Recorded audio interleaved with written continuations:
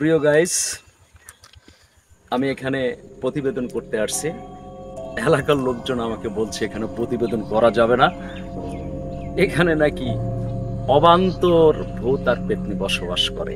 এটা কোনো কথা হলো? আমি তো এটা বিশ্বাসই করি না।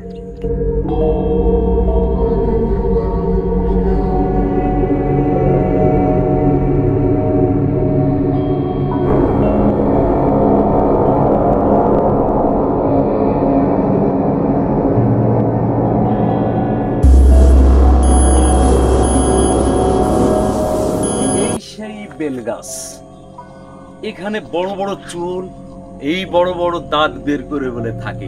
আরে আমি তো বিশ্বাসই করি না এসব অবান্তর কথা, যে গ্রাম বাংলার মানুষ কোথা থেকে যে পায়।